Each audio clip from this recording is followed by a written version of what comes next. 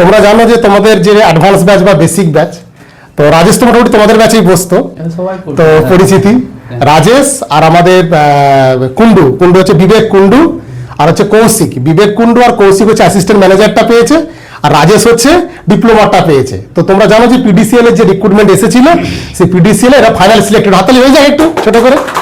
তো রাজেশের কিছু বলার আগে আমি আমাদের সীমন্ত স্যারকে একটু উত্তর দিয়ে আমরা রাজেশকে একটু বরণ করে নেবো, নিয়ে তারপর আমরা ওর কাছ থেকে দু একটা কথা শুনবো আমাদের গুরুকুল সম্বন্ধে, কিভাবে জানলো, কোথা থেকে ও এসেছে, কোথায় পাস আউট করেছে, কিভাবে কি করেছে, ডিটেলসটা আমরা ওর কাছ থেকে শুনবো।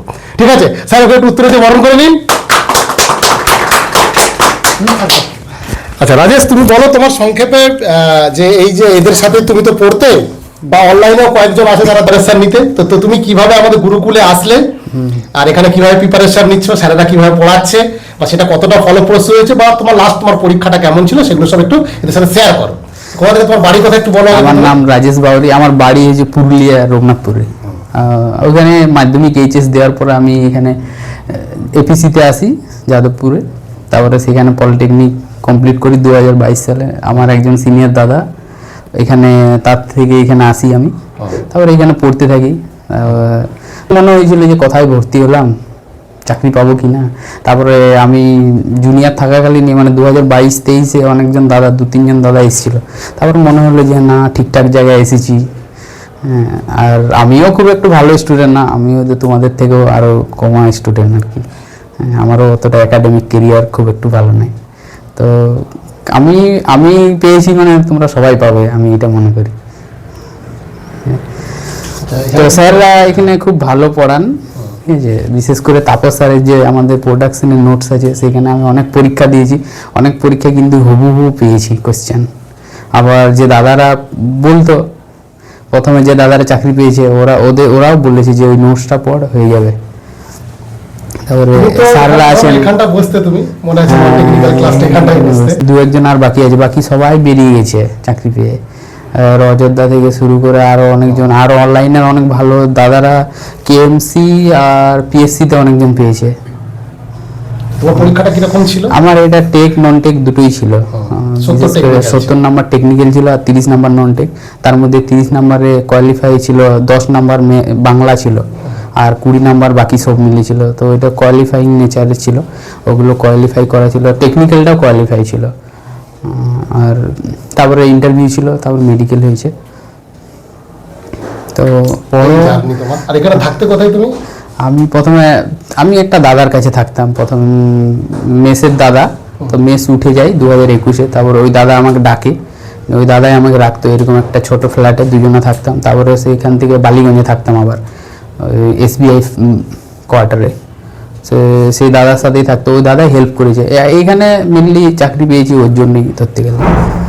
ও আমাকে নিজের মতো করে পড়িয়েছে, এখনও যা কিছু হেল্প লাগে ওই দাদাই দেয়। ওই দাদা আর আমার একজন কাকা আছে, নিজের কাকা, তাদের দুজন একজনে। নাহলে আমার পরিবারের অতটা সম্ভব ছিল না মেসে পড়ানোর মতো। এটাই জানি, আমারও ভয় লাগতো। আর কি মনে হয় হবে চাকরি? হ্যাঁ স্যার, একদম হবে, একদম হবে। এরপরে এই দাদার হবে এরপরেই। না, সবাই পাবে, একটু যা সময়ের ব্যবধান থাকে। ও এখানে বসতো, এখানে তো মিনিমাম সেই সুখে থেকে শুরু করে আমাদের রজত থেকে শুরু করে পরপর যারা এসছে সবাই। তোমার এরকম কি মনে হয় এখানে তুমি বসতে, তখন তো লকডাউন ছিল বলে আমাদের লকডাউন মনে দেখো, আমার মনে একটু বেশি ছিল মনে হচ্ছে, কারণ আমার ভয় ছিল প্রচুর এসব ব্যাপারে। তারপরে হচ্ছিল না, কয়েকটা পাস করলাম রেলে। তারপরে বাড়ির লোক বললো যে দেখো আরেক বছর তাহলে প্রিপারেশন নিয়ে, নাহলে আমার ডেড লাইন ছিল আগের বছরেই। অনেকে তো ভাবে যে 1-1.5 বছরের মধ্যে হয়ে যায়, সেক্ষেত্রে সেই জায়গা না। আমি মনে করি, যেটা আমি ফিল করেছি, যে যখন প্রিপারেশন ভর্তি নিতে আসে না সবাই, কলেজ কমপ্লিট করে বা ডিপ্লোমা বিটে, তখন মনে হয় 1-1.5 বছরে আমি উড়িয়ে দেবো। কিন্তু ওই 1-1.5 বছরটা কেটে যায়, তখন আবার কনফিডেন্স ডাউন হয়ে যায়, পাবোই না মনে হয়। ওই জায়গাটা একটা ভাইটাল। ওই সময় জায়গায় আমার নিজের বন্ধুও ছেড়ে দিয়েছে একজন। তো ওই জায়গাটা যদি একটু ধরে রাখা যায় তাহলে কিন্তু পাওয়া যাবে সবাই মোটামুটি। প্রথমে মনে হয় যে 1 বছরে আমি হয়ে যাবে, 1 বছর দেখবো, কিন্তু ওটা আমার মনে হয় না যে সবাই 1 বছর 1.5 বছরে কমপ্লিট করতে পারে। ওই 2-1 জন পারে, যারা একটু ভালো স্টুডেন্ট আগের থেকে পড়ে এসছে। যেমন আছেন আমাদের কয়েকজন স্যারও আছেন, 1-1.5 বছরে কমপ্লিট করে দিয়েছে। স্যারই তো আছে। এক দেড় বছরে উড়িয়ে দিয়ে একদম একাধিক চাকরি পেয়েছে, একটা না, একদম। একাধিক চাকরি। তো তো সবাই মোটামুটি পাবে না? স্যার একটা মনে আছে আমার একজন দাদা, সিনিয়র দাদা, খুব ভালো পড়াশোনা করতো জানো, ও সংসারের চাপে ছেড়ে দিয়েছে, ওই সেবাশিস দেব। ও আচ্ছা আচ্ছা, শিবাশিস। ও খুব ভালো স্টুডেন্ট, হুম। ও সময়টা ধরে রাখলে ও পেয়ে যাবে। একটু সময় লাগবে, হ্যাঁ। আর সিস্টেমেটিক রেগুলার কাজটা, অথবা তুমি আমাকে বারবার বলতে, আমি বলতাম যে রেগুলার আসবি, সেই আশাটা কিরকম ব্যাপার? হ্যাঁ, আমি কি দরকার, কেন তুমি ভাবতে যে হ্যাঁ, regular- আমি কিন্তু আসতাম, এই দাদারাও দেখেছি আমাকে, আমি কিন্তু পরীক্ষা দেওয়ার না ইচ্ছা দেখলেও আমি আসতাম, কারণ আমি দেখতাম যে একটা কোয়েশ্চেনটা পাবো, ওটা হয়তো আজ না পারলেও কালকে একবার দেখবো কোয়েশ্চেনটা। টেক নন টেক দুটোতেই আমি আসতাম রেগুলার। regular রেগুলার class করছো। এমনও সপ্তাহে যে 3 দিনেই ক্লাস করেছি, বুধবার করেছি, শনিবার রবিবার 3 দিনই করেছি। আচ্ছা, টেকনিক্যাল তোমার তো সীমন্ত বাবু ছিলেন, হ্যাঁ, সীমন্ত বাবু। আমাদের আরকেজি স্যার ছিলেন, টিকেডি স্যার। আমাদের নন টেক ক্লাস কেমন লাগতো? নন টেক তো করতে তুমি, কেমন লাগতো? নন টেক স্যার ভালোই লাগতো। নন টেকে অনেক স্যার, আমি অনেকজন স্যারকে পেয়েছি, তোমরা হয়তো পাওনি। অমিত স্যার বলে একজন ছিল, রাজকুমার স্যার, ওদেরকে প্রথম পেয়েছি, মানে ওনারাই আমাদের বেস্ট অ্যাকচুয়ালি তৈরি করেছে। ও ম্যাথ পড়াতেন দুজনা, দারুণ।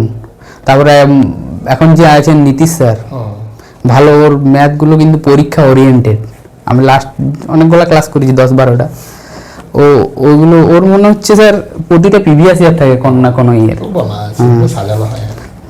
আর তো এই হচ্ছে ব্যাপার, সেভাবে পড়ো। এও কিন্তু অতটা ইয়ে নয় যে মানে আমি পেয়ে যাবো বা এরকম। আমি যে সব জানি এটা কিন্তু নয়। আমি নিশ্চয়ই জব পাবে, স্যারদের কথা শুনে যাও, গাইড শুনে যাও, স্যাররা যেরকমভাবে বলছে পড়ে যাও। যারা মেকানিক্যালের আছো তারা তো পুরো স্যারদেরকে ফলো করে যাও। স্যাররা আছেন, সুখেন্দু স্যার আছেন, তাপস স্যার, বিশেষ করে খুব ইম্পর্টেন্ট হচ্ছে তাপস স্যারের নোটস, হুবহু কোশ্চেন আসে তাপস স্যারের নোটস থেকে, প্রোডাকশন থেকে। আর এসেছে এখানে যখন পড়তে, নিশ্চয়ই চাকরি হবে, লেগে থাকো। সো আমি একটা সূত্র জানি, হবে, একদিন হবে, সবাই লেগে থাকলে। আমি যখন পেয়েছি, মানে আমিও খুব একটু ভালো স্টুডেন্ট না, একাডেমিক কেরিয়ার খুব একটু ভালো না আমারও, আমি লেগেছিলাম।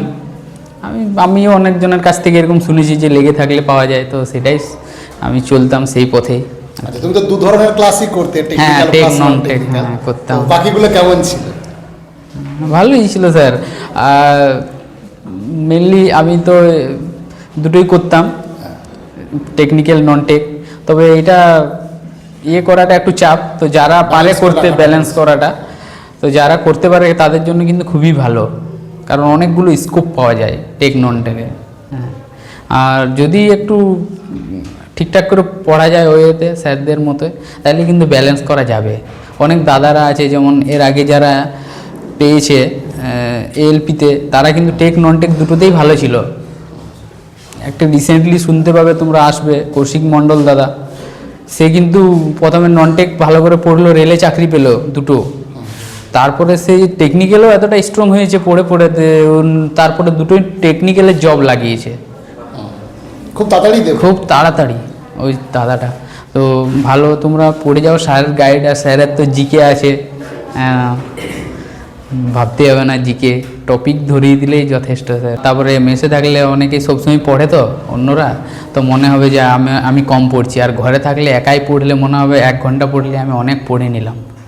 আমিও দেখেছি, আমিও প্রথমে একাই ছিলাম, তো টেক পরীক্ষা ছিল, তার মধ্যে বেঙ্গলি ছিল, বেঙ্গলি কোয়ালিফাইং মার্কস ছিল, আর যে আরেকটা নন টেক যে পরীক্ষাটি ছিল, ম্যাথ রিজনিং যেটা ছিল, ওটাতেও কিন্তু কোয়ালিফাই ছিল, সবকটাই কোয়ালিফাই। তো আমাদের 30-70 হয়েছিল 100-র মধ্যে, 70 টেকনিক্যাল, আর 20 নাম্বার ছিল ম্যাথ রিজনিং, আর 10 নাম্বার ছিল বাংলা।